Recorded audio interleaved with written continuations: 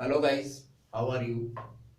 इस वीडियो में हम क्लास 12 की मैक्रो इकोनॉमिक में जो चैप्टर फिफ्थ जो है बैंकिंग, जिसमें कॉमर्शियल बैंक और जिसमें सेंट्रल बैंक के बारे में जो चैप्टर है हमारा, इसमें आज का जो टॉपिक है वो हमारा है, इसमें money creations by the commercial banking system.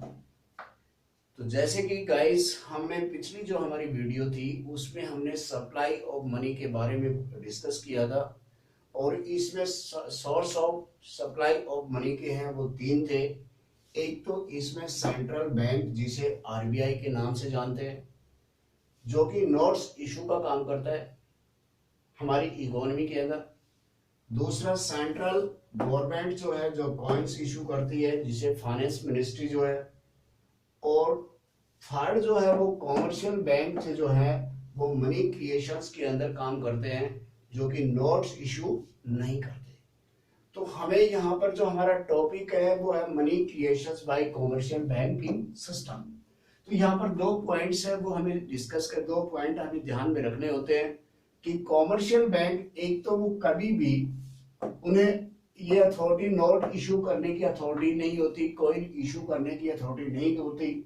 और दूसरी जो बात है, वो जो कैश रिजर्व है वो are not treated as a components of money supply. यानी कि हम यहाँ पर जो मनी सप्लाई जो है जो क्रिएट की जाती है कॉमर्शियल बैंक के द्वारा, उसका एक प्रोसेस है वो क्या है, आज यहाँ पे ये समझेंगे। तो इसके लिए गाइस हम ये देख लेते हैं कि ये मान लेते हैं कि पूरी जो इकोनॉमी में जो हमारी बैंक के अंदर, क्योंकि बैंक क्या काम करता है, एक तरफ तो डिपॉजिट लेता है और दूसरी तरफ लोन इशू करता है। तो यहाँ पे जो डिपॉजिट्स पूरी इकोनॉमी में जो बैंकिंग सिस्टम में जो डिपॉजिट्स है वो हमारी मान लेते हैं कि 10,000 है। क्लियर। अब 10,000 जो डिपॉजिट्स है बैंक के पास, वो बैंक की क्या हो जाती है, लायबिलिटी हो जाती है। और लायबिलिटी जो है वो किसे कहते हैं, जो क्रेडिट हो जाती है। जनरली है कि बैंक के पास जब डिपॉजिट आएगी तो बैंक कैश को क्या करेगा, डेबिट करेगा, और मतलब कि पर्टिकुलर डिपॉजिटर्स को क्या करेगा, वो क्रेडिट कर देगा। तो वो क्रेडिट क्या है, उसकी लायबिलिटी होगी, सिंपल। अब दूसरा, इसके ऊपर बैंक ये मान के चलता है कि जो उसके पास चेक डिपॉजिट्स जो आई है वो टोटल डिपॉजिट्स एक साथ नहीं निकलेगी, विड्रॉल नहीं होगी, और उसका कुछ 10% ही जो है वो उसे रिजर्व रखना पड़ेगा। बाकी उसके पास, अगर हम 10,000 का 10% देखे तो 1,000 ही उसे क्या है कि चेक डिपॉजिट्स की जरूरत होगी।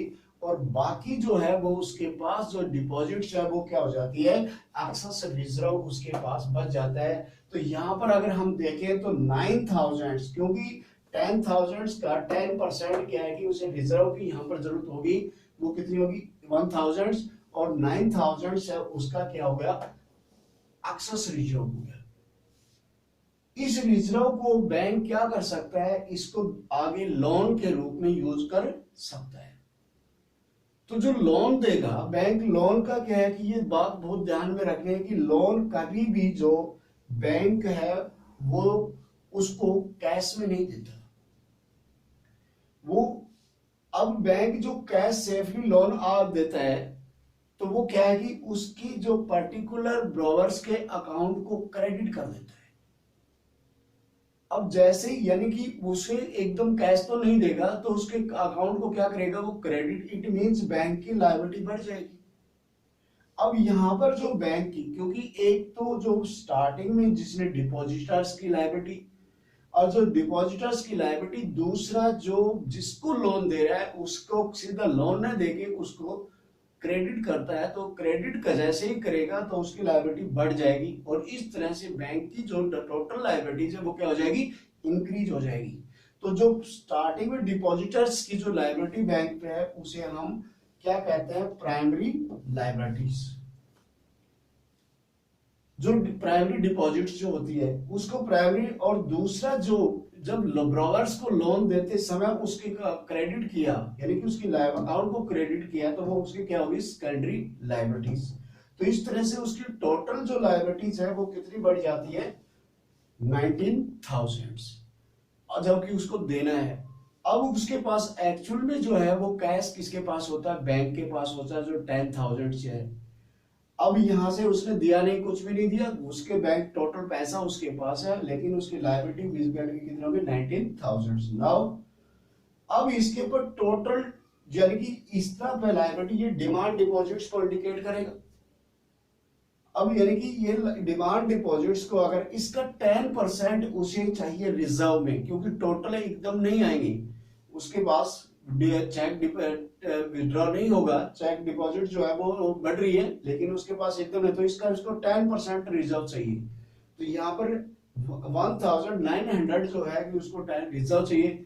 अगर मान लीजिए कि हम जो एक्सेस रिजर्व, अब उसका कितना क्रिएट हो रहा है, एक्चुअल रिजर्व जो है वो उसे जो है वो कितना है उसके पास, 10,000 ही उसके पास अमाउंट है, और जो रिक्वायर्ड रिजर्व है उसको कितना है, यानी कि 9, इसमें 19,000 का 10% वो हमारे पास कितना आ जाएगा, 1,900। तो इसका मतलब कि यहाँ पर जो एक्सेस रिजर्व जो है वो उसके पास कितना, 8,100 हो गया, और इस 8,100 को आगे लोन देके वो क्या कर सकता है, मनी सप्लाई क्रिएटेड को बढ़ा सकता है। और इस तरह से यहाँ पर गाइस एक देखना है कि जो 10,000 जो उसकी प्राइमरी डिपॉजिट है, उसके ऊपर वो मनी सप्लाई क्रिएटेड जो है वो 1 लाख रुपए तक कर से देता है। तो ये प्रोसेस कंटिन्यू आगे बढ़ता जाता है। तो मेरे को उम्मीद है कि गाइस की money supply by the commercial bank created वो किस तरह से होती है, ये कंसेप्ट आपको क्लियर होगा। इसे लाइक करना और कमेंट्स करना ना भूलें। Thanks, have a nice day.